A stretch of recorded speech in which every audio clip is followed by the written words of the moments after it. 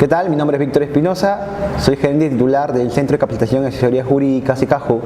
Estamos organizando el Diplomado en Derechos Reales con enfoque inmobiliario y gracias al apoyo de Abogando TV, estos videos van a estar en su plataforma.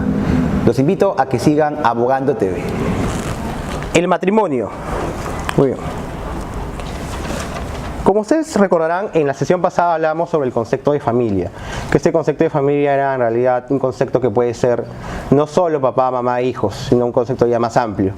Y en base a ello también tocamos el tema de que el matrimonio inicia, en realidad es un proceso en el cual se toma a consideración la unión de dos personas que inclusive no forman una familia al inicio, pero que casándose toman esa consideración como familia. Entonces vamos a hablar justamente sobre ese punto, el matrimonio. ¿Cómo se origina? ¿Cuáles son los efectos patrimoniales del matrimonio? Por ejemplo, si optamos por no tener una escritura pública, ¿qué se genera? Sociedad gananciales. Sociedad ganancial, exacto. ¿Y esto qué implica? Lo vimos la semana pasada. ¿Qué implica que haya sociedades gananciales? Que se van a originar dos tipos de bienes, ¿verdad?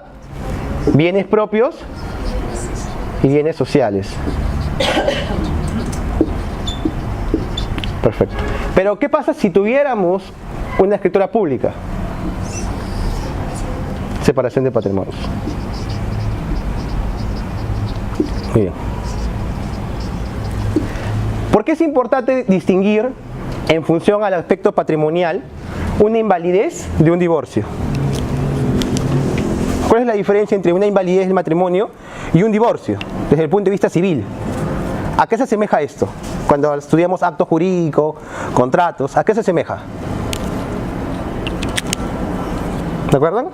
De hecho hay teorías dentro del matrimonio, ¿no? Algunos consideran que el matrimonio es un contrato. ¿Por qué considerar el matrimonio como un contrato? Esa es la pregunta. Hay una teoría, ¿no? Contractualista del matrimonio. ¿De qué? Pero ahí hay una pequeña contradicción. En un contrato, ¿qué se regula? Los intereses de las partes. ¿Dónde se regulan los intereses de las partes? En las cláusulas contractuales. Nosotros podemos, con el matrimonio como partes, autorregularnos mediante cláusulas contractuales. No, de hecho el matrimonio ya establece cláusulas predeterminadas, con lo cual, en estricto, el matrimonio, desde un punto de vista civil, no sería un contrato, porque no podemos modificar casi nada lo que es un matrimonio en la institución. No podemos modificar el deber de fidelidad, no podemos modificar ciertos tipos de causales de resolución. De hecho, no podemos pactar cláusulas de resolución expresa, como si lo podíamos pactar en un contrato. Entonces, por ahí quizás vamos descartando la idea de que el matrimonio lo podemos ver como un contrato en estricto. El matrimonio lo vamos a ver como un acto jurídico, cuyos efectos patrimoniales son muy importantes para el estudio de esta sesión. Acto jurídico. Y como acto jurídico sí lo podemos estudiar desde el punto de vista de su validez. ¿Recuerda un poco lo que es acto jurídico? ¿Sí, no? Ya, muy bien.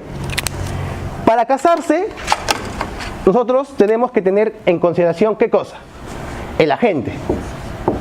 ¿Agente? Capaz. Perfecto. ¿Qué más? Para casarnos, ¿qué también tiene que haber? Manifestación de voluntad. Nadie se puede casar forzadamente, ¿cierto? Muy bien, manifestación de voluntad. Estamos repasando la parte del acto jurídico previo para diferenciar invalidez del matrimonio de divorcio. Los efectos son totalmente distintos. ¿Qué más? Además, agente capaz, manifestación de voluntad. ¿Qué más? ¿Cuáles más son los requisitos del acto jurídico? Fin lícito. Fin lícito, muy bien. Objeto jurídica y físicamente posible. Ya, desde el punto de vista del objeto jurídicamente imposible, ¿qué sería imposible dentro de un matrimonio que se dé? Sean del mismo sexo. Exacto.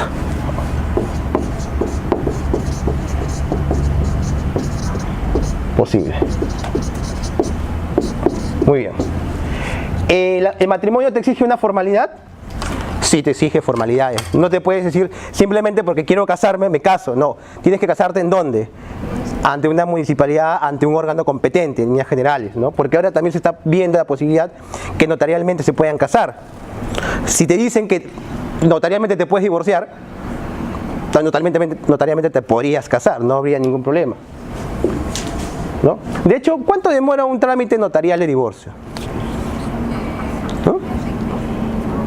Menos, ¿no? 3 meses, más o menos, aproximadamente 3 meses y medio, el trámite notarial. Solo que es un poquito más costoso. En la municipalidad es un poquito más largo, quizás 4 o 5 meses, dependiendo de qué municipalidad, pero es mucho más barato.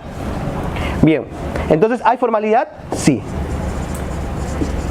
Pregunta, ¿qué pasa si nos casamos y atacamos a uno de los elementos del acto jurídico? ¿Qué hay? ¿Resolución o hay invalidez del divorcio? Invalidez, muy bien. Otra pregunta, ustedes en sus clases de acto jurídico les enseñaron que un acto jurídico nulo o viciado se puede confirmar, tiene efectos jurídicos. Imaginemos que ustedes el matrimonio tiene un vicio de invalidez. ¿Se puede confirmar este acto jurídico? ¿Se puede dar por válido por más que haya nacido así, viciado? En tema de familia sí. ¿Dónde está regulado esto? En el artículo 274 del Código Civil. Ahí justamente vamos a detenernos al estudio. A ver, invalidez del matrimonio, 274. Hay una serie de estipulados en el artículo 274 que te dicen que un matrimonio es inválido. Pero ojo con el dato, cuando el matrimonio es inválido hay que analizar si este matrimonio se puede confirmar posteriormente. Son los únicos supuestos en los cuales, por más que el acto jurídico nazca viciado, este puede producir efectos jurídicos. Desde un punto de vista lógico, ¿qué pasa cuando un acto jurídico es viciado? ¿Cuál es la principal consecuencia dentro del matrimonio? ¿Que nazca qué cosa? Un régimen de sociedades gananciales. ¿Y qué pasa si este matrimonio es inválido? ¿Nacería este régimen de sociedades gananciales, sí o no? Se entendería que no. Exacto. Los efectos justamente de la invalidez del matrimonio, esto es muy importante, es que nunca nazca el régimen de sociedades gananciales. Mejor dicho, si yo me casé y mezclé mi patrimonio y después descubro que era bígamo mi esposo o mi esposa, ¿qué pasa con esa unión de patrimonios?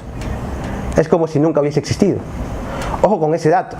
Vamos a estudiar justamente las causales de invalidez. Primero, del enfermo mental, aun cuando la enfermedad se manifieste después de celebrar el acto, o aquel que tenga intervalos lúcidos. Primer supuesto de invalidez. 2. Ojo, este supuesto de invalidez que ataca entonces en el acto jurídico. Agente capaz. Agente capaz, excelente. 2. Del sordomudo, ciego sordo y del ciego mudo, que no sepan expresar su voluntad de manera indubitable.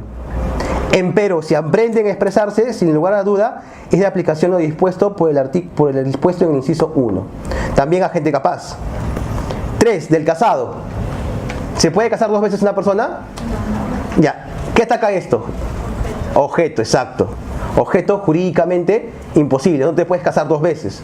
Muy bien, del casado. No obstante, si el primer cónyuge del bígamo ha muerto, o si el primer matrimonio ha sido invalidado o disuelto por el divorcio, solo el segundo cónyuge del bígamo puede demandar la invalidación, siempre que hubiese actuado de buena fe. ¿Qué significa esto? Esta pregunta es curiosa. ¿Por qué? Porque la persona que se casó con el bígamo tiene ¿qué cosa respecto del bígamo? Un derecho potestativo. Es decir, ¿qué pasa si no acciona su derecho potestativo de declarar inválido el matrimonio? Se entendería que su matrimonio es válido. Es como si fuera un premio para el bígamo. Oye, mientras no me sanciones, mi segundo matrimonio, que en principio era inválido, es válido. ¿No? Es curioso. Entonces, ¿qué tipo de causal es, si se dan cuenta? ¿De nulidad o de anulabilidad? Anulabilidad. Justo ahí vamos a atacar. Acá estamos viendo que el Código Civil dice que estas son causales de nulidad, pero están hablando de nulidad desde un punto de vista general de la palabra, porque también vamos a ver qué cosas, supuestos de anulabilidad. ¿Un poco saben la diferencia entre supuestos de nulidad y anulabilidad en líneas generales? Sé que estamos en un tema de familia, pero también esto corresponde a un tema de civil. En el tema de nulidad hay grandes diferencias con el tema de la anulabilidad. En el primer supuesto, en la nulidad, de hecho anda circulando en redes sociales si un tercero se puede presentar una causal de nulidad, y en la práctica, si vamos al acto jurídico, sí se puede, porque cualquier persona interesada en el vicio de nulidad puede presentar una acción de nulidad del acto jurídico. También lo puede presentar de oficio el Ministerio Público o cualquier parte que esté interesada. En cambio, en la anulabilidad solo la puede presentar ¿quién? Las partes. ¿La parte qué? La parte afectada, no la parte que es víctima, o mejor dicho, la que victimiza, sino solamente la parte afectada. Además, los plazos son totalmente distintos. En la nulidad, ¿cuánto tiempo tiene que pasar? Desde el punto de vista del acto jurídico, como máximo, 10 años. En cambio, en la anulabilidad, ¿cuánto tiempo tiene que pasar? Como máximo, 2. Solamente tienes el plazo de 2 años. Otro tipo, como le hemos dicho en líneas generales, la nulidad no se puede confirmar, salvo los temas de familia en específico.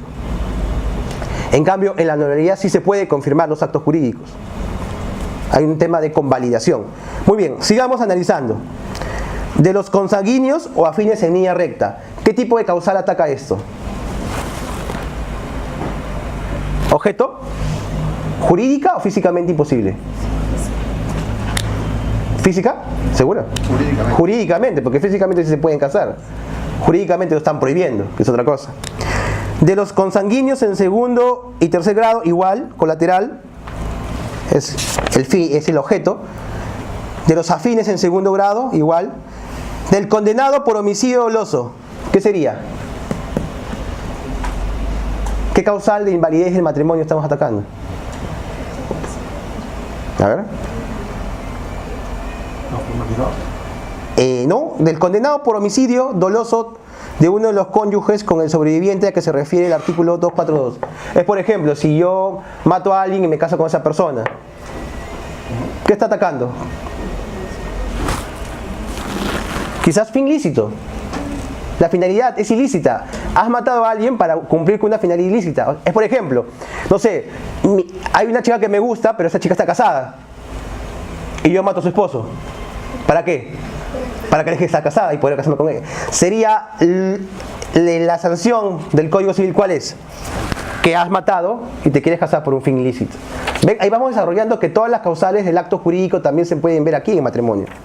Luego, de quienes lo celebran con prescindencia de los trámites establecidos en el Código Civil. Formalidad prescrita por ley. Está más que claro. De los contrayentes que actuando ambos de mala fe lo celebran ante funcionario incompetente. Igual, ¿no? ¿Ven? La finalidad, invalidez del matrimonio. Ya. ¿Cuál es la importancia aquí? O mejor dicho, ¿cuál es la diferencia hasta acá? ¿Qué pasa si se declara la invalidez del matrimonio? Vean invalidez desde el punto de vista de nulidad o de anulabilidad. ¿Cuál es el efecto inmediato? Que no existe sociedades gananciales de por medio. Que no existe ningún tipo de relación entre las personas que se han casado. ¿Cierto? Por ejemplo, si yo me caso y después declaran inválido mi matrimonio, ¿yo puedo pedir algún tipo de deber de alimentos? No puedo, porque no ha nacido el vínculo matrimonial. Los efectos son retroactivos, recuerden. Exacto. Pero en cambio, si yo me caso y luego me divorcio, ¿puedo pedir tipo de alimentos? Sí, ahí sí, el escenario cambia radicalmente. ¿Y cuál viene a ser la diferencia en estricto? Desde el punto de vista del acto jurídico, vamos a verlo ahora desde el punto de vista de los contratos. ¿Cuál es la diferencia entre una causal de resolución expresa, una causal de rescisión y una causal de resolución? Para ver el tema de divorcio sanción y divorcio remedio. Por ejemplo, ¿cuál sería, asimilándolo a los contratos, una causal de divorcio remedio? Mutuo disenso. Yo puedo pactar en mi contrato, por ejemplo, una prestación recíproca, mutuo disenso, ¿para qué? Para que ni tú ni yo cumplamos con nuestras obligaciones y se disuelve todo. En cambio, ¿qué pasaría si dentro del contrato pactamos que me dejas de pagar 3 cuotas y te resuelve el contrato? ¿Qué tipo de sanción es esa? Se asemeja a un divorcio de sanción. Y es justamente lo que vamos a estudiar. Pero en el divorcio, de por medio, si es un divorcio de sanción, ¿qué puede haber? ¿Qué puede existir? Daños, responsabilidades civiles. Y es justamente la sesión se enfoca en función a ello. A ver cómo se responde patrimonialmente las personas en función al divorcio y las causales. Sobre todo vamos a ir desarrollando, cuando vamos a ver las filiminas, el tema del divorcio por causal expresa, por ejemplo, infidelidades, el tema también de incumplimiento de las prestaciones que están reguladas en el Código Civil. ¿Ven? ¿Me entienden la lógica de la presentación de esta primera parte? Identificar por qué es diferente la invalidez de un matrimonio y el divorcio propiamente dicho. Véanlo desde el punto de vista patrimonial también. Ojo con ese dato. ¿Todo bien hasta aquí? ¿Sí? Vamos a ver ahora entonces el tema del divorcio.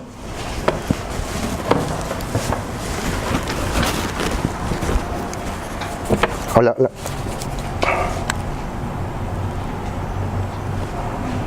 Listo.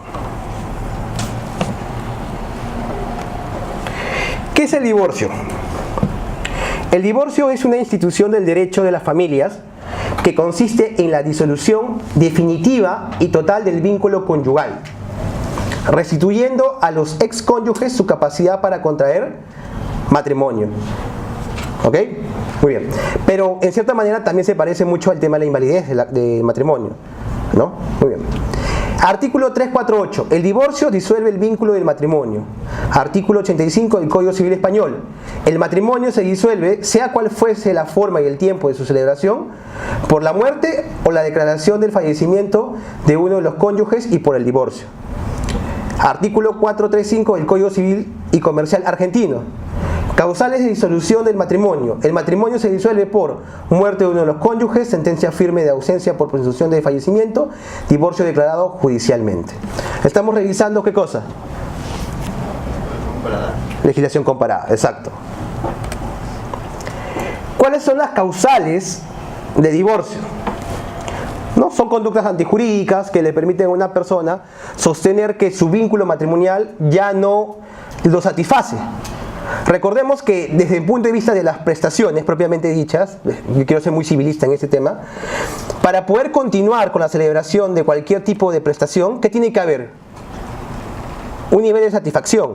De hecho, por más que estés casado y un día digas, me aburrí, también te puedes casar. Te digo, también te puedes divorciar. De hecho, a veces pasa, me aburrí. Pero hay ciertos límites, ¿ah? Tenía un caso en el cual una persona se había casado muy joven y a los 6 meses ya se quería divorciar. ¿Qué te dice la ley? ¿Cuánto tiempo mínimo tiene que pasar? Tenía que esperar 2 años. Pero me parece un poco, a mí desde mi punto de vista, absurdo esperar 2 años para recién divorciarte. Como cualquier otro acto jurídico puedes disolverlo. Solamente habría que agregar las causales de quizás de remedios, ¿no? Desde el punto de vista patrimonial, de qué pasa aquí, ¿no? ¿Qué sucede? Muchas personas se casan por un tema netamente de conveniencia o ventaja, ¿no? Para adquirir una nacionalidad, para adquirir un patrimonio, y ahí viene el tema, ¿no? O sea, si tú quieres adquirir esos derechos, por lo menos soporta los años que te establece la ley. Muy bien, sigamos. ¿Qué son estas causales de divorcio? Como les dije, conductas antijurídicas que atentan contra la paz conyugal. Es todo acto u omisión imputable al cónyuge que daña la confianza y respeto matrimonial, permitiendo al cónyuge inocente utilizarla como sustento para requerir la disolución del vínculo matrimonial, ¿no? Son supuestos a numerus clausus o numerus apertus las causales de divorcio. Numerus clausus, cerrados, no podemos imputar. Quizás la única causal que es numerus apertus, ¿cuál sería? El mutuo disenso, porque uno puede decir en el mutuo disenso, ¿sabes qué? Ya no podemos convivir, ya no podemos hacer un vínculo matrimonial porque tú vives muy lejos o porque ya no tenemos nada en común. Ahí puedes meter cualquier causa, pero al fin y al cabo es mutuo disenso. Vamos a ver, taxatividad. Artículo 333 del Código Civil. Todo incumplimiento grave o irreiterado de los deberes conyugales o los derechos respecto de los hijos comunes o de cualquiera de los cónyuges que conviven en el dominio conyugal, así como todo hecho que imposibilite la vida en común, constituye causal para demandar la separación de cuerpos o el divorcio, ¿no? Ustedes saben que se pueden pedir la separación de cuerpos antes del divorcio. No es necesario divorciarse para pedir eso. B. No exclusión entre sí.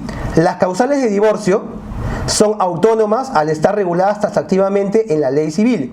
Por lo tanto, los mismos hechos no pueden sustentar 2 o más causales.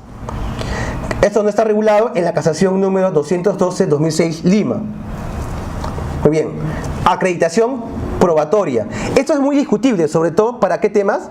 Para el tema de divorcio por causal de adulterio, que vamos a verlo a continuación. ¿Cómo probamos que la parte que es victimaria en este caso ha incumplido con el deber? ¿Qué pruebas acredita? ¿Qué pruebas está tomando en consideración qué cosa? Las salas supremas, ¿no? Luego, imposibilidad de invocar por hecho propio. Tú no te puedes divorciar por tu propia conveniencia. Oye, te soy infiel para divorciarme. Sería ilógico. Eso te está diciendo el Código Civil. Entonces, repitamos cuáles son las causales. Taxatividad, que está reguladas ¿dónde? En el artículo 333 del Código Civil. No exclusión entre sí, puede haber causales que se presenten, por ejemplo, que la persona dañe físicamente a una de su pareja y también le sea infiel, ¿no? Acreditación probada y además que la causal no sea invocada por la persona que genera el daño. Divorcio sanción y divorcio remedio, lo que hemos estado viendo, ¿no? ¿En qué consiste el divorcio sin culpa y divorcio incausado? ¿Cuál es la relación con la causal de separación de hecho? Muy bien, vamos a leer esto. Tanto en la tradición del civil law y en el common law, lo común entre ambas categorías es la inexistencia de culpa. Es decir, aquí no hay una persona donde recae justamente a quien vamos a pedirle el resarcimiento del daño, porque propiamente el resarcimiento del daño no existe. A pesar que se genera una expectativa en el matrimonio, no hay una reparación entre las partes. Muy bien, las personas dirán, oye, pero te casaste porque tenías una esperanza de vivir con esa persona, pero puede ser que ninguna de las partes tenga, ¿qué cosa? La culpa en esto. Entonces, si no tiene la culpa, ¿dónde podría recaer en la culpa? Solo si incumple cualquiera de las causales que está regulada, ¿dónde?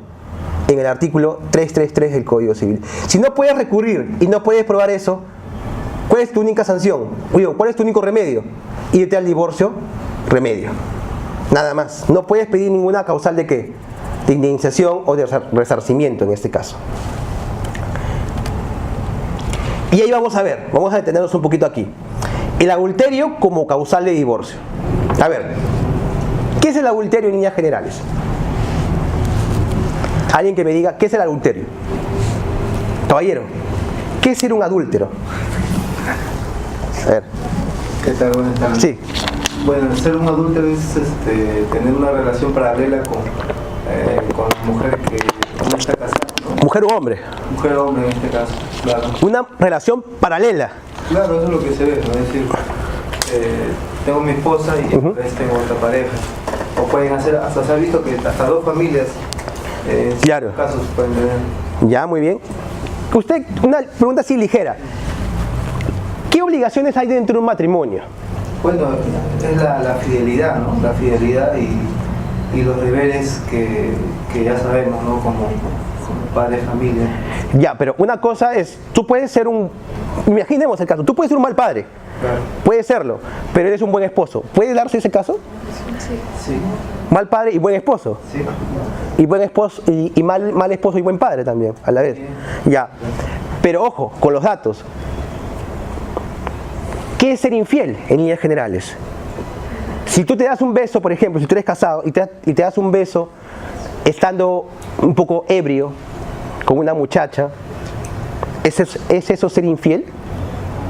¿Qué consideras? A ver, te hago la pregunta para ti. Claro, creo que toda intencionalidad, ahí está el dolo, ¿no? Muy bien, intencionalidad estás diciendo, pero eso estado ebrio. Vamos a analizarlo. Bueno, sí, yo creo que sí. Ya, muy bien. Ahora, señorita, quizás quiere comentarnos.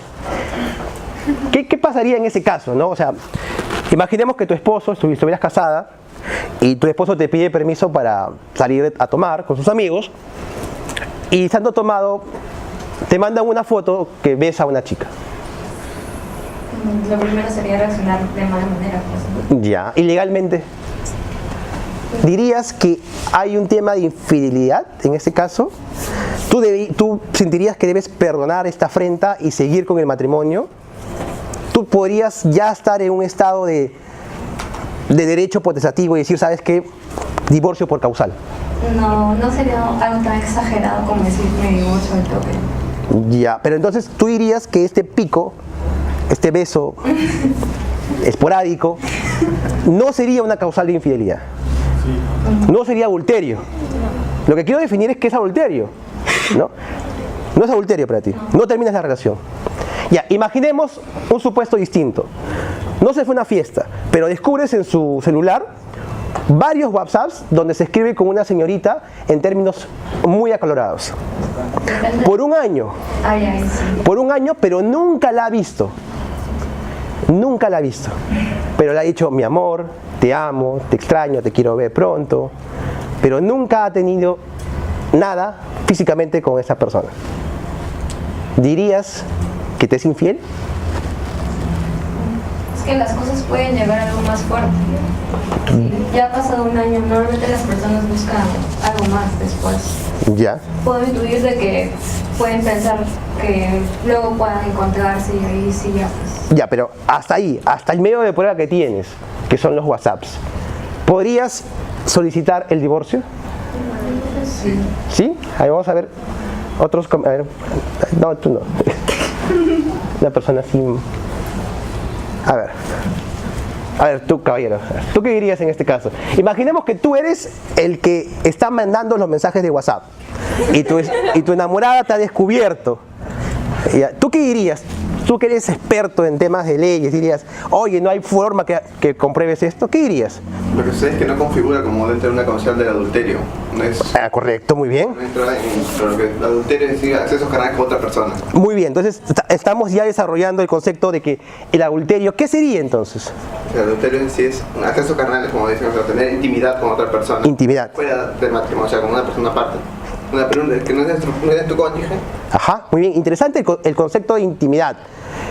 ¿Qué sería? ¿Tener relaciones sexuales propiamente dichas? Coito, como le digo, coito. Coito. Ya, muy bien.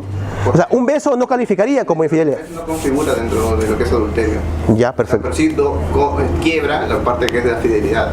Muy bien. Porque fidelidad consiste en dar confianza con tu pareja respecto a toda la relación.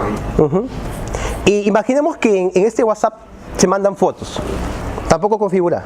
No, tampoco configura porque dentro de lo que es WhatsApp es dentro de la esfera personal. Ya. Y esos medios por lo tanto no son idóneos con respecto a la Ya. adulterio. Muy bien. Vamos, está bien la opinión. A ver, una señorita por acá que quisiera opinar en contra de esta posición, que diría que eso sí ha sido un tema de adulterio, que en realidad ya más perjudicado. A ver, ¿qué piensa por acá la señora? A ver, señora, ¿usted qué pensaría en ese caso? Si usted descubre que su esposo se mensajea con alguien, entonces usted está hablando con su celular y viene la chica de Badabun y descubre que en su celular su esposo se está hablando con otra persona. No calificaría para lo que usted está mencionando. No calificaría eso. Pero usted que seguiría casada, ¿qué haría usted? A ver, en líneas generales. Bueno, tomar esa medida drástica de irme ¿cómo se llama? Para el divorcio, no. Ajá. Porque tendría que ser otra prueba más contundente. Más contundente. Muy bien. A ver, vamos a ver qué dice las láminas que nos pueden ayudar a descubrir sobre el divorcio, sobre todo en el tema de adulterio. A ver, ¿no? El deber de fidelidad surge del matrimonio, dice, ¿no? El artículo 288 del Código Civil declara como principio inflexible que los cónyuges se deben recíprocamente fidelidad, entendido el término en extenso como la lealtad conyugal. Bien, como lo dijo el caballero, la relación sexual coital. Según Barsi, se trata de una relación sexual que puede poner en peligro la integridad de la familia, pudiendo generar una procreación adulterina. ¿Qué pasa con las relaciones isosexuales, sexo virtual? No calificaría en este caso, ¿no? Exacto. Por ejemplo, ¿qué pasaría si te encuentran viendo pornografía? ¿Calificaría eso como adulterio? No, según esto no califica como adulterio. Muy bien, voluntad, como lo dijo el caballero también en primer momento, ¿no? Es la intención del cónyuge de incumplir con el deber de fidelidad. Imaginemos que el caballero se va a una fiesta y lo pepean, ¿no? Y lo pepean y obviamente lo violan. ¿Ha tenido acceso carnal con otra persona? Sí, pero no ha sido voluntario. Ahí viene también el tema, ¿no? Muy bien. Sigamos. Un poco lo complicado aquí, ¿no? Algunos supuestos problemáticos derivados de la causal de adulterio. Por ejemplo, ¿la necrofilia o la zoofilia pueden constituir como causal de adulterio? ¿Qué piensan ustedes? Son patologías de la sexualidad, ¿no? Enfermedades de la sexualidad. Pero calificarían porque se supone que si para que haya adulterio tendría que ser con otra persona. Y es interesante este razonamiento. Para que haya adulterio, el caballero, para que sea adúltero, tiene que ser infiel a su mujer con otra mujer. Pero si él es infiel con otro hombre, ¿califica como adulterio? Ah, ojo, pero él puede decir, el que yo haya tenido intimidad con otro hombre no significa que sea homosexual. Ojo con el dato. Miren cómo es el razonamiento. Le he puesto ahí la piedra en el zapato. Si tiene relaciones con otro hombre, ¿es o no adúltero? Esa es la pregunta nada más. No es adúltero. ¿Por qué no es adúltero? Porque para que seas bígamo tienes que hacerlo con una persona de distinto sexo. Es decir, si lo haces con alguien del mismo sexo, no eres bígamo.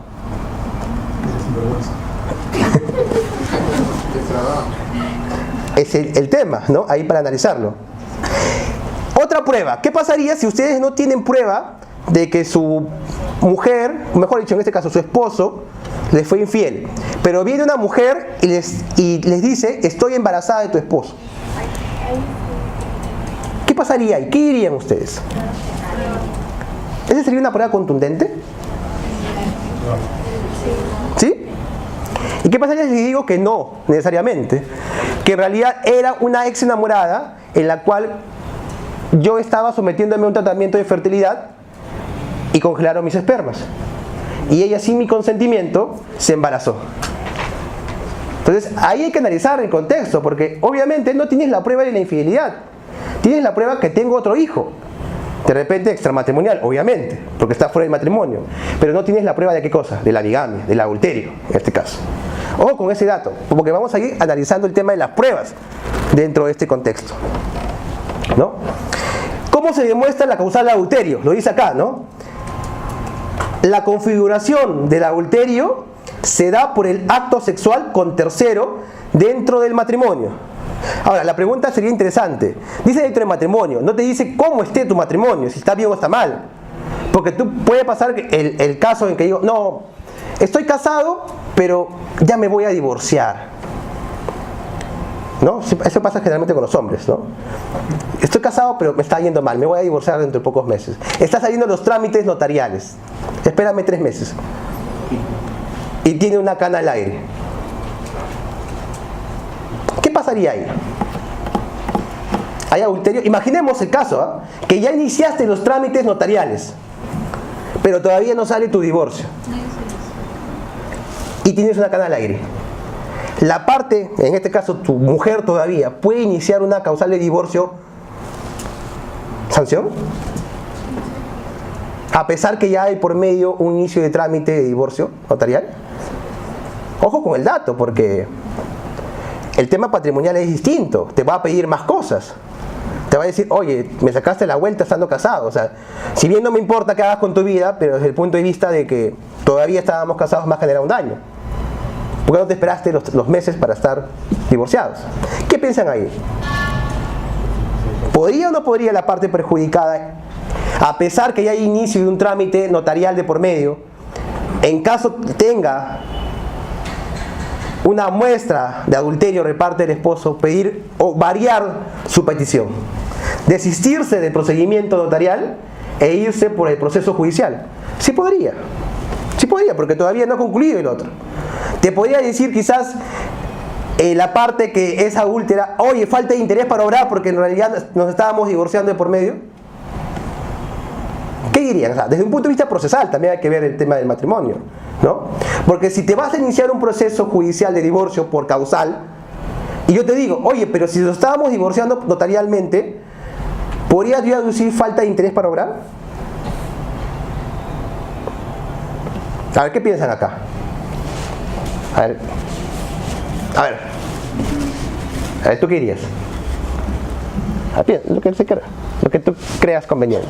O sea, si por ejemplo tú estás casado y te vas a divorciar notarialmente, o sea, es un proceso no contencioso, donde no hay litis, Se supone que no hay guerra.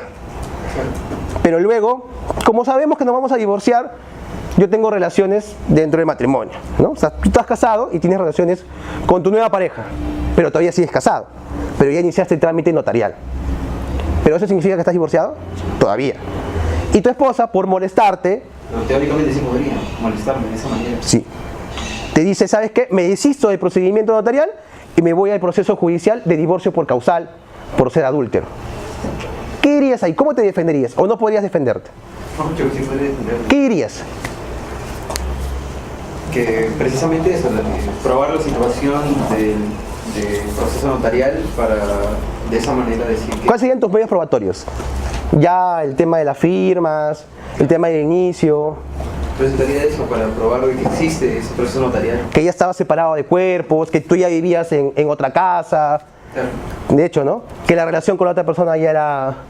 O sea, tenías que probar muchas otras cosas para decir que esa persona en realidad... Creo que depende más de la maña de los abogados ahí, a ese punto, ¿no? Porque la otra parte también si tiene un buen abogado, incluso podría ser que realmente yo pague por un daño que no he cometido. Correcto, muy bien, buen análisis.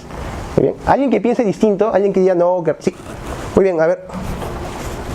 Estimado, ¿qué piensas ahí?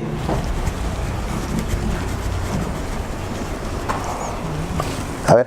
A ver, estoy en desacuerdo con lo que haya expresado el joven, porque no solamente es formal, sino que es moral. No se ha terminado todavía el proceso de divorcio. Entonces, y las partes se deben fidelidad. Entonces, ¿cómo no es solamente la maña del abogado, sino que es sencillamente que la persona ha victimizado a alguien, porque él quizás la ha sometido, ¿no? a la situación deshonrosa de que va a ser, le ha sido infiel, pues, ¿no? Y quizás esa persona es muy formal, es muy moral y dicen, bueno, yo lo que quiero es terminar esto bien para poder iniciar, ¿no? mi vida, ¿no? Y no ha respetado eso de la otra parte. ¿Caballero tenía una precisión? A ver, todo comentario bienvenido. A ver, dígame. Bueno, creo que acá hay dos puntos de vista, ¿no? Como dice el joven, uno es la parte moral. Definitivamente hay una parte moral, pero estamos hablando del derecho, y el derecho tiene que tener medios probatorios. Muy bien. En ese sentido, considero que se podría argumentar como parte de la defensa, de parte en este caso, del esposo que quiere separarse, y hay un medio probatorio como tendría que haber al menos la denuncia de separación de cuerpos o abandono de hogar, la prueba de que ha presentado una demanda de litis y que podría sustentarse como medio probatorio. Muy bien, muy bien. Este tema es un poco antojadizo, ¿no? Pero vamos a ir estudiando. De hecho, siempre hago esta pregunta, y también lo he hecho en reales. ¿Saben cuál es la diferencia? Bueno, algunos ya lo saben, entre una ficción legal y una presunción legal. Sí, ustedes saben ya, pero ustedes, el grupo quizás que no ha estudiado, entre una ficción legal y una presunción legal, ¿cuál es la diferencia? Una ficción legal es algo que en realidad la ley lo inventa para poder tener las cosas más claras. En cambio, una presunción es algo que la ley tiene indicios de que existe, pero no lo tiene en concreto, no lo tiene seguro. Por ejemplo, os doy un ejemplo concreto. Imaginemos que, a ver, caballero, yo le digo, mira, tengo fotos donde tu enamorada está abrazando a un chico. ¿Qué intuirías de eso? De que me está engañando. Ya, es una intuición, pero no tienes prueba en concreto. Porque de repente ese chico es su primo, exacto. Muy bien. Tengo fotos de que ese chico está entrando a un hotel con tu enamorada. ¿Tienes más certeza? Sí, aumenta la certeza. Pero todavía no sabes que te ha engañado, exacto. Porque puede ser siguiendo a su primo, ¿no? Ya. Luego, tienes pruebas, por ejemplo, de que hay fotos en las cuales están abrazados, ya, pero ella lo sube a su Instagram. Todavía no hay prueba concreta. Ya, ¿eso qué es? Presunciones. O sea, hay pruebas que no indican en concreto que hay una infidelidad, pero que podrías asumirlo como tal. Pero imaginemos que venga y te dice tu pataza, te dice, ¿sabes qué? Tu enamorada te engaña y tú le crees a rajatabla. ¿Qué significa eso? Es una ficción, exacto. Que sin prueba alguna, tú tienes que creerle, porque es tu mejor amigo. Igual pasa con la ley. Cuando la ley te dice, oye, tienes que creerme porque tienes que creerme, es una ficción legal. En cambio, cuando te dice, hay indicios que te pueden hacer creer, esa es una presunción legal. Entonces la presunción legal se da cuando hay indicios, pero no hay un supuesto en concreto, ¿no? Y eso también pasa con el tema de adulterio. Sigamos leyendo. La configuración del adulterio se da por el acto sexual con tercero dentro del matrimonio, siendo esto en sí mismo lo que determina la causal y no sus efectos. La concepción, nacimiento o posterior reconocimiento de un menor son importantes en la medida que permiten suponer un acceso carnal previo, facilitando su probanza, la que deviene más difícil cuando no hay elementos objetivos y aprecia, ¿no? Este es cuando tienes un hijo y estabas casado. Yo no creo todavía que el tema de ser padre estando casado sea una causal de adulterio, pero sí un 80% de los casos puede pasar, ¿no? Muy bien. Sigamos con la lectura. ¿Hasta aquí todo claro? ¿Sí? Perfecto. Estamos en la parte de adulterio y divorcio. Miren acá, me ayudan con la lectura.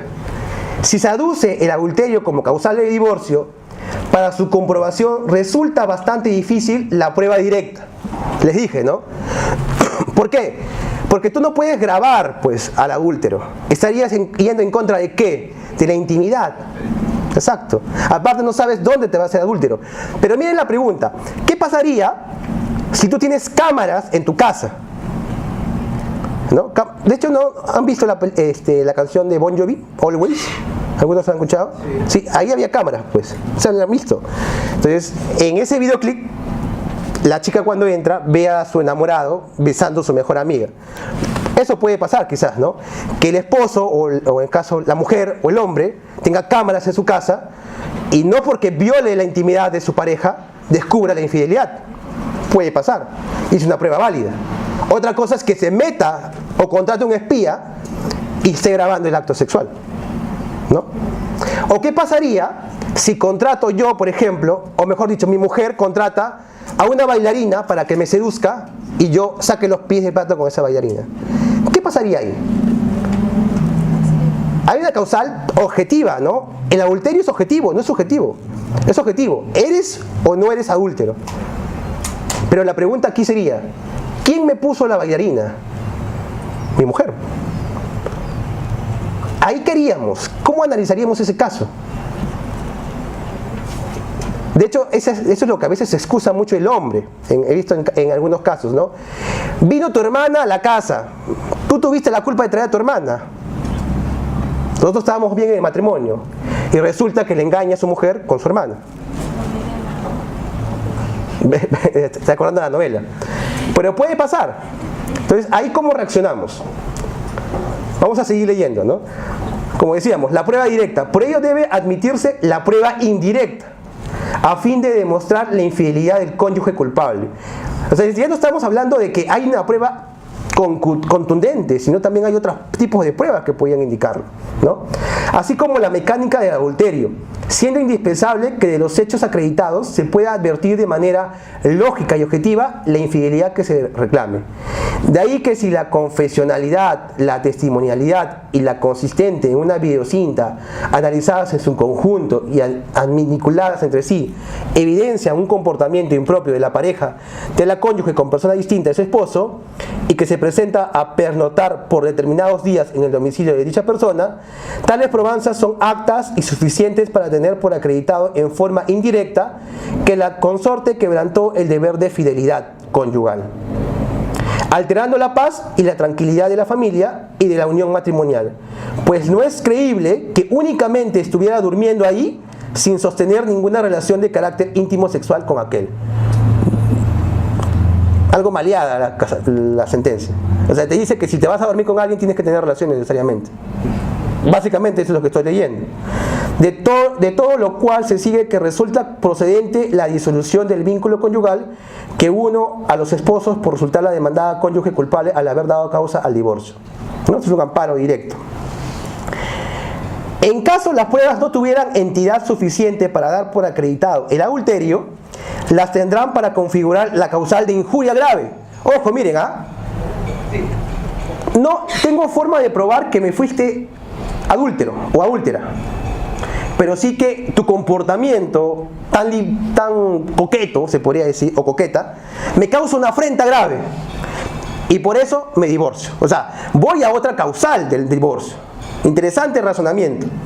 Si se prueban actos o hechos incompatibles con la observancia de fidelidad conyugal. Afrenta grave. Sería una afrenta grave quizás que estando ebrio la pareja, una de ellas se ponga a bailar frente al público. Ojo, cuando me refiero a bailar no es un simple baile, o sea, un baile algo así, alocado. Sería una afrenta grave.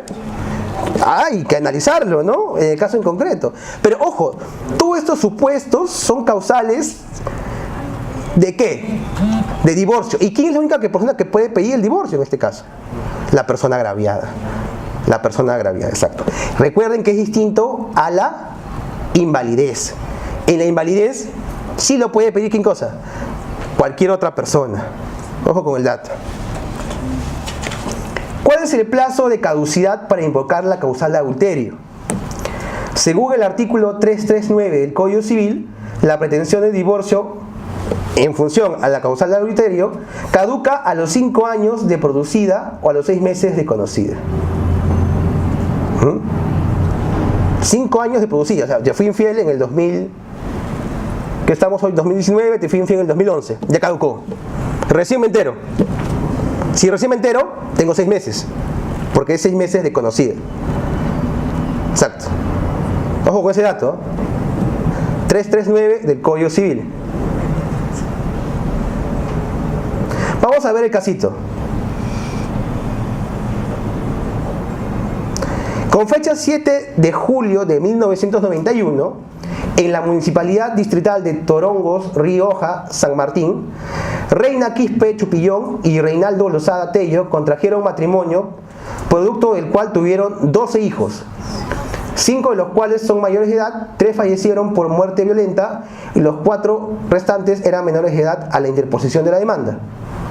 La actora sostiene que el 27 de julio del 97, luego que le reclamara al demandado por su infidelidad, este reaccionó brutalmente, lo que le produjo una serie de lesiones que motivaron un proceso penal, y que producto de la infidelidad el demandado había tenido una hija extramatrimonial con Jessica Alarcón Gamonal, la cual había sido reconocida en la municipalidad de Moyobamba, alegando a la demandante que había tomado conocimiento de la existencia de la niña el 17 de agosto del 2000. Pregunta: en el presente caso, ¿es aplicable a la demanda de divorcio por causal de adulterio el plazo de caducidad de 5 años o de 6 meses? A ver. ¿Qué piensan? Repito, voy a repetir entonces. Para que me escuchen. A ver.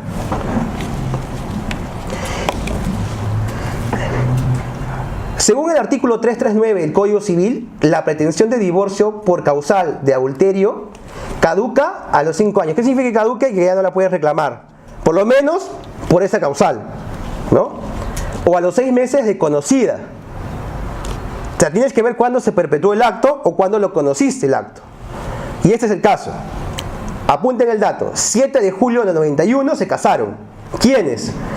Reina Quispe y Reinaldo Lozada. Tuvieron 12 hijos. El tema de los hijos no es tan concluyente. La actora sostiene que el 27 de julio del 97, eso señala la actora, la parte perjudicada, luego que le reclamara al demandado por su infidelidad, este reaccionó brutalmente, lo que le produjo una serie de lesiones que motivaron un proceso penal. ¿Cuándo fue la discusión? El 27 de julio del 97, que es muy probable que por lo menos esa fecha se indique que ya conocía de la infidelidad. Puede ser que lo conoció antes, pero hay un acto, que es quizás el tema de la denuncia penal, que constate por qué se peleó o por qué recibió ese golpe, ¿ya? Lo que le produjo una serie de lesiones que motivaron un proceso penal y que producto de la infidelidad el demandado había tenido una hija matrimonial con Jessica Alarcón Gamonal, la cual había sido reconocida en la municipalidad de Moyobamba, alegando la demandante que había tomado conocimiento de la existencia de la niña el año 17 de agosto del 2000. La pregunta aquí es: ¿a partir de cuándo se toma en consideración? ¿Desde que le fue infiel o desde que tuvo la hija? Ahí es el dato, pues, ¿no? ¿Y a cuándo caduca la acción?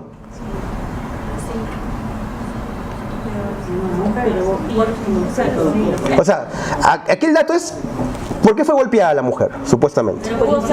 Porque reclamó la infidelidad. Pero necesariamente no tiene que ser Jessica Alarcón, pudo haber sido otra. Correcto, pero, o sea, aquí la idea es, independientemente de quién es la mujer con la cual le fue infiel, hay una infidelidad, ¿cierto? Pero la hija es de Jessica. Claro, pero ahí viene la pregunta, ¿qué pasa si me es infiel con 2 o 3 mujeres? ¿Cuál debo tomar en cuenta?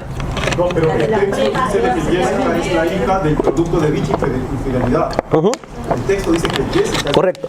¿Cuándo se enteró que es infiel? Si no se enteró en el año de 1997, lo hizo antes. Lo hizo, muy probable lo hizo antes, exacto. Lo hizo antes, entonces quiere decir que aplica el de 6 meses. ¿El de 6 meses? No. ¿Solo tendría 6 meses? Porque en el 97 ella tiene 6 meses para demandar por adulterio. Hasta 5. Ahí hay infidelidad. Ya ha conocido la infidelidad. El adulterio lo ha conocido recién en el 97, porque ella dice, producto de ese acto es que ha tenido una hija. Y ella tomó. Ya. Entonces tiene 6 meses para poder actuar. A ver, muy bien. Vamos a razonar un poquito aquí. Están muy bien las acotaciones. ¿Tenemos el dato cuántos años tiene la hija? No. Y si tuviéramos ese dato sabríamos cuándo se produjo el hecho de adulterio, por lo menos del adulterio para tener a la hija. No sabemos si hay un adulterio anterior.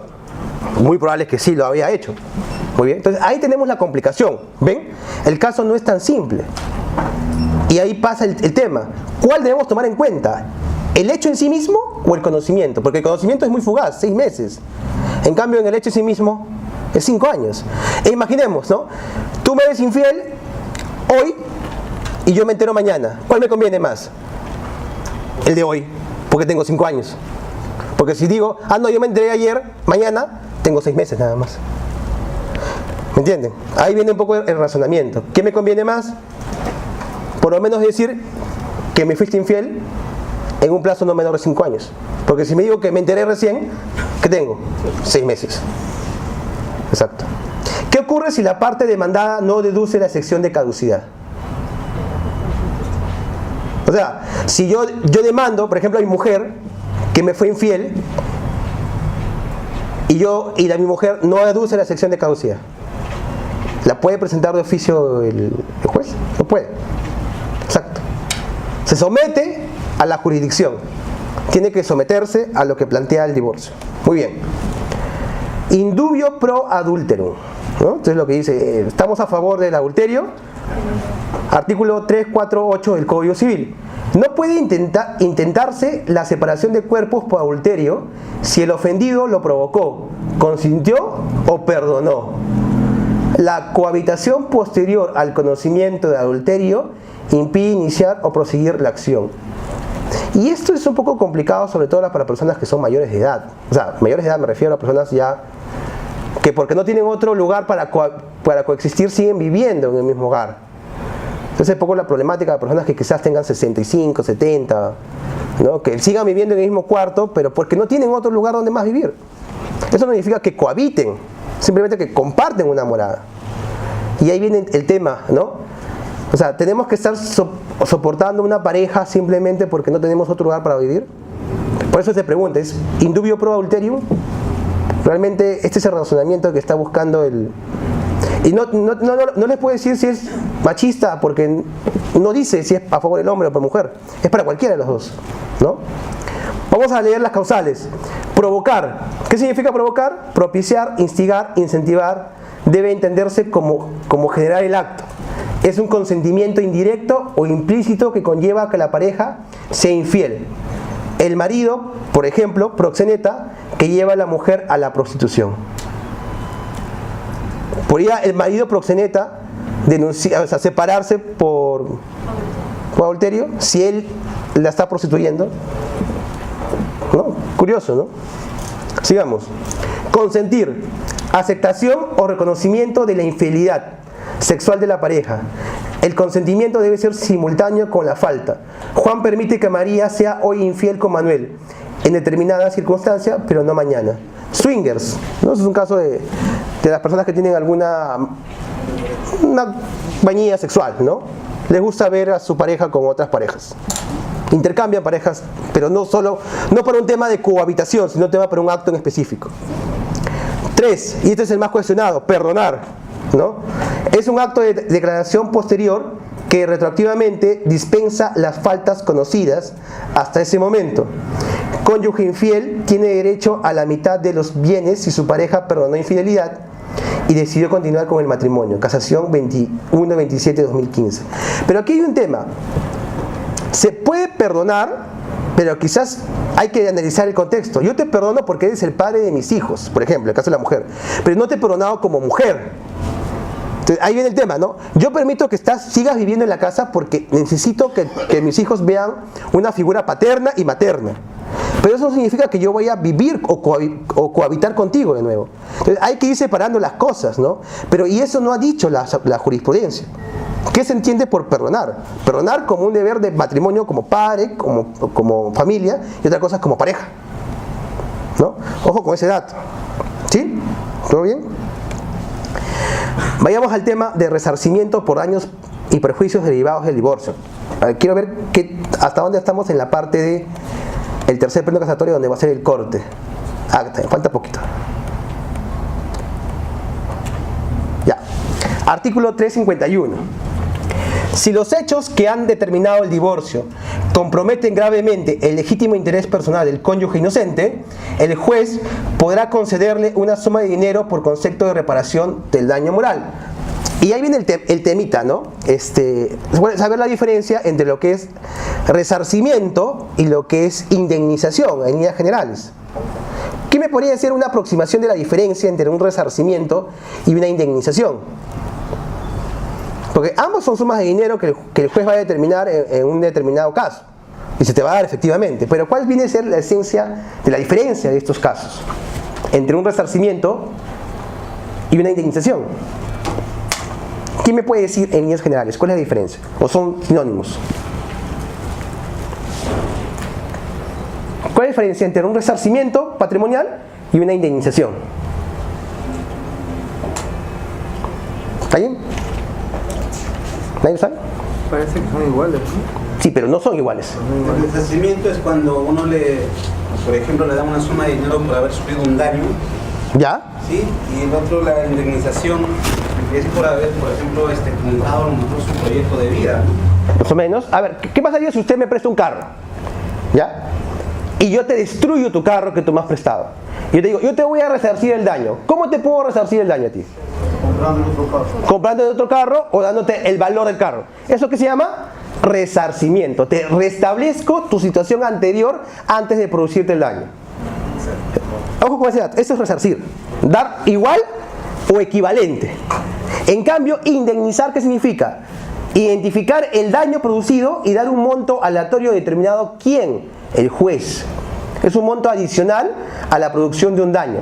No tiene que ver con resarcimiento, sino simplemente analizar qué tan dañoso fue el acto respecto de ti para poder valorarlo económicamente y el juez establezca un monto de reparación económica. En cambio, mediante el resarcimiento, tú tienes una valoración económica fácil. Como te digo, si tú me pasaste un carro, yo sé cuánto vale el carro.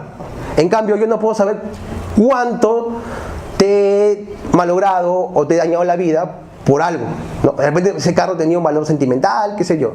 Esa es otra cosa. Y el juez va a tener que analizar en el caso en concreto cuál ha sido el daño respecto de ti. Puede decir, oye, ¿sabes qué? No te corresponde ningún daño. Quizás.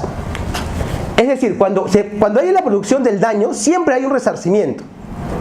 Pero no siempre va a haber una indemnización. Ojo con ese dato. Y no confundir los conceptos. De hecho, jurisprudencialmente se confunden. Muy bien. En reales también lo vimos. El tema de diferencia entre indemnización y resarcimiento, un poquito. Sobre todo en construcción en terreno ajeno. Lo vimos, ligeramente. Sigamos entonces. Esto lo dice la...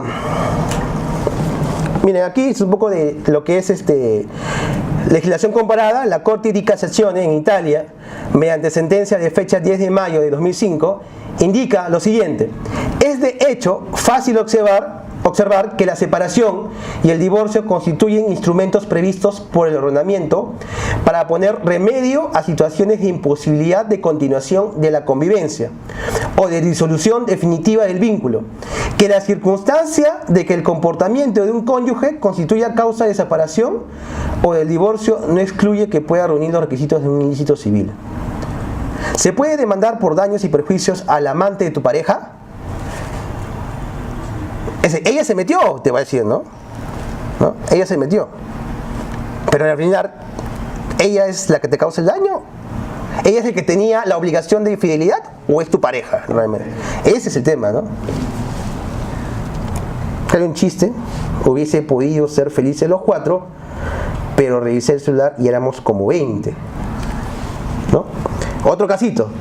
2 esposos italianos que tuvieron un negocio de televisores. Aldo Spadecchia era titular de la empresa, su esposa le ayudaba en las ventas y lo reemplazaba en los frecuentes viajes que el marido hacía por motivos laborales. En el 93 se contrató a un dependiente, Sandro Santolomasa, y 4 años después nació un niño. Todo era felicidad hasta que entre marzo y abril de 1978 se descubre que faltaba mercadería en el depósito, que no había correspondencia entre las ventas y lo ganado, y además que la esposa y el dependiente habían abierto desde hace tiempo una cuenta corriente mancomunada, en la cual se había hecho múltiples operaciones. Y lo peor, se evidenció la relación amorosa que databa desde hace algunos años, y que el niño era hijo del inquieto dependiente con la casquivana esposa. Aquí sí se puede pedir un tema de ¿qué? De reparación, ¿no? De indemnización, en este caso, ¿no? También es responsable del daño aquel que incita o ayuda a causarlo.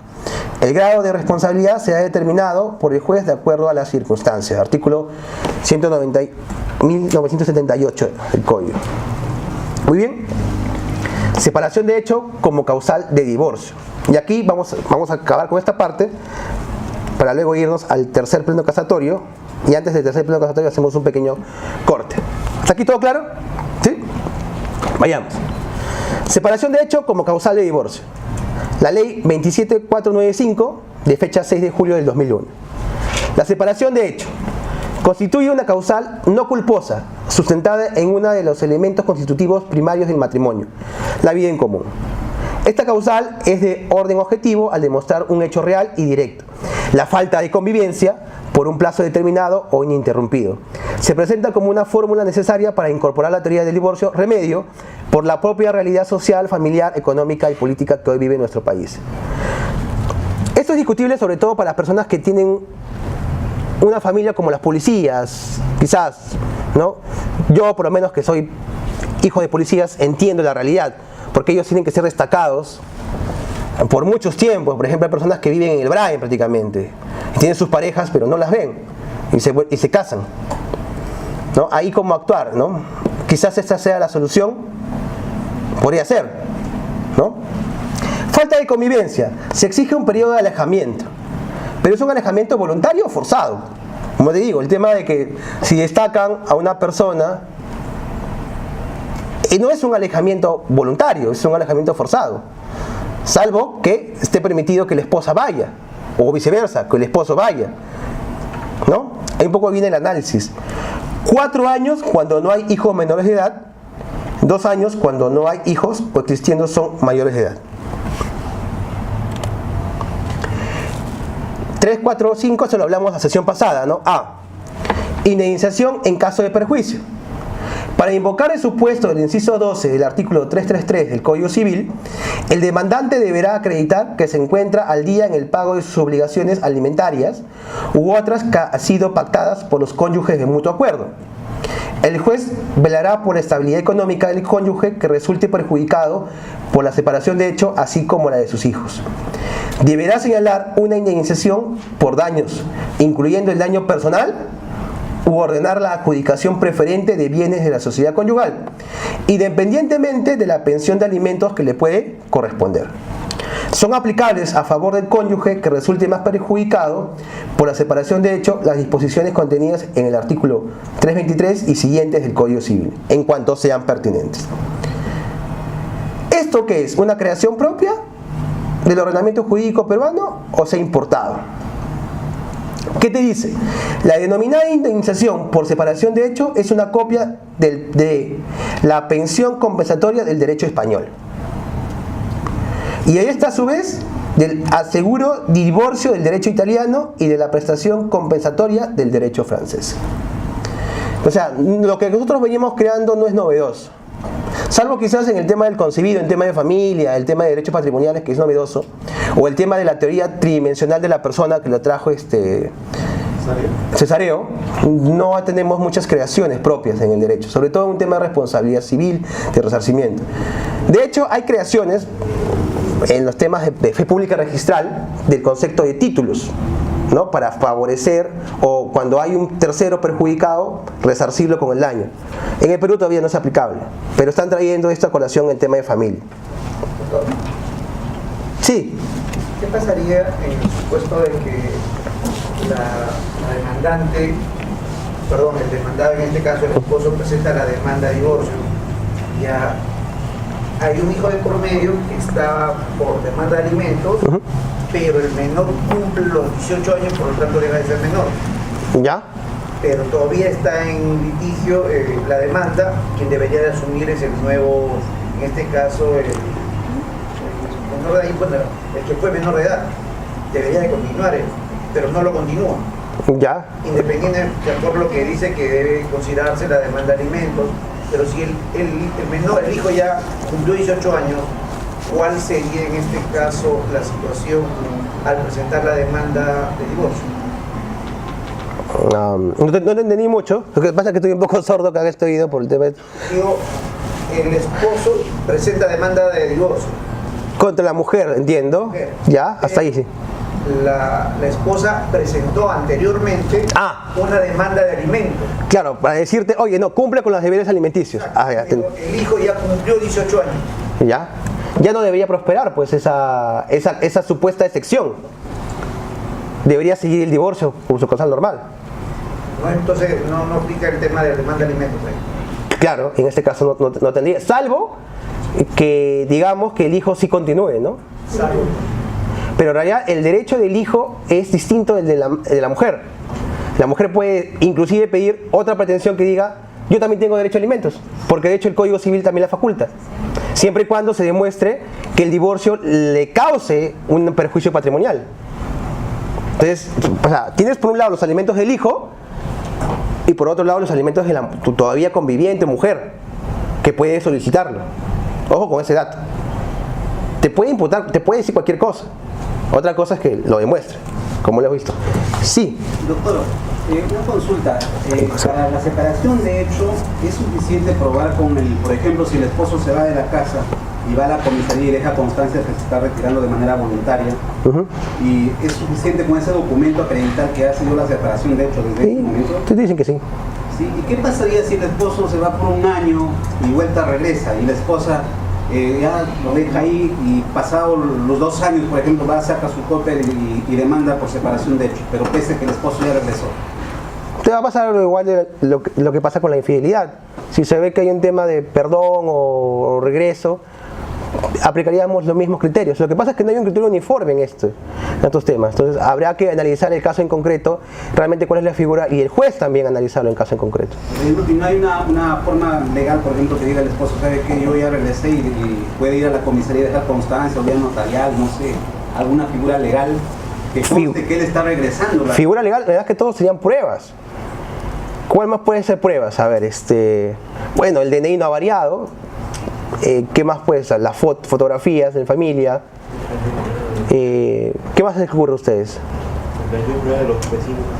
Testimoniales. ¿Qué más? Y si va a la comisaría y dice, he regresado a mi hogar, eso no es factible, dejar constancia en la comisaría. Es que la comisaría te van a decir, ya, qué bien que hayas regresado al hogar, pues, ¿no? O sea, ¿qué puede hacer una prueba, aunque no lo crean? Si hay un robo o un asalto, y tú dejas que te han robado a ti en tu casa, eso es una prueba. Indirecta, pero es una prueba. Doctor, y notarialmente, si voy y traigo al notario y digo, ¿eso podría ser en todo caso? Sí, pero no sé qué notario se preste para eso. Realmente no he visto propiamente el caso que el notario diga, oye, sí, qué bien que estás allí, estoy contratando que vive. Lo hacen para todo, más que todo para quizás la policía o el notario cuando hay un tema de impedimento de funciones de trabajo. Pero no lo he visto para un tema de que... Porque como le digo, no es un contrato en estricto el tema de matrimonio, aunque se asemeja al tal. Bien, sigamos. Es discutible, pues ya que hay el caso en concreto y depende también el juez con que caigamos. ¿Se acuerdan, no sé, la sesión pasada que vimos desalojo entre familiares? Ahora poco está rondando otra casación que dice que sí puedes desalojar a tus hijos, ¿no? Vamos a ver si la encuentro y la analizamos brevemente al finalizar la sesión, ¿ya? Artículo 97 del Código Civil Español. El cónyuge al que la separación o el divorcio produzca un desequilibrio económico en relación con la posición del otro, que implique un empeoramiento en su situación anterior en el matrimonio, tendrá derecho a una compensación que podrá consistir en una pensión temporal o por tiempo indefinido o en una prestación única según se determine en el convenio regulador o en la sentencia. A falta de acuerdo de los cónyuges, el juez en sentencia determinará su importe teniendo en cuenta las siguientes circunstancias: los acuerdos a que hubieran llegado los cónyuges, la edad y el estado de salud, la cualificación profesional y las probabilidades de acceso a un empleo, la dedicación pasada y futura a la familia, la colaboración con su trabajo en las actividades mercantiles, etcétera, etcétera, etcétera, ¿no? O sea, hay que tener en cuenta la calidad de la persona para pedir, ¿no? O sea, me divorcio y yo ya no quiero trabajar, pero puedo. ¿Debería pedir un tema de reparación? Discutible, pues, ¿no? Discutible, exacto. Acá también hay legislación que vamos a analizar, Código Civil francés, para que lo tengan en cuenta. Artículo 5 de la ley de 1 de diciembre de 1970 en Italia. Artículo 61 de la nueva ley de matrimonio civil en Chile. Más o menos lo que dice cuál es la función de la indemnización por separación de hecho. Lamentablemente, en el formante jurisprudencial se viene distorsionando el correcto fundamento y naturaleza jurídica de dicha institución, confundiéndola con la prestación alimenticia. O sea, no es lo mismo, oye, que tú tengas un deber de alimentación que está regulado ya en el Código Civil con un tema de indemnización, por ejemplo. ¿Entienden? Es distinto. Y con la responsabilidad civil en mayor grado. Cuando lo cierto es que no se trata de ninguna de ellas, sino de una obligación legal, distinta pero legal. Y ahí vamos a hacer el pequeño corte para poder introducirnos a la parte casuística de la jurisprudencia. ¿Está bien? Entonces hasta aquí todo claro. Diferencias entre invalidez y divorcio. Básicamente, ¿cuáles son? Uno ataca el acto jurídico como tal y el otro ataca ¿qué cosa? Como si fuera un contrato, la resolución. Hay que ver quién es el causado. El que causa el daño. Si no hay nadie que cause el daño, ¿qué sería? Un mutuo disenso. Exacto, muy bien. Entonces solamente le damos 10 minutos rápidamente y regresamos para ver este temita del tercer pleno casatorio. ¿Ok?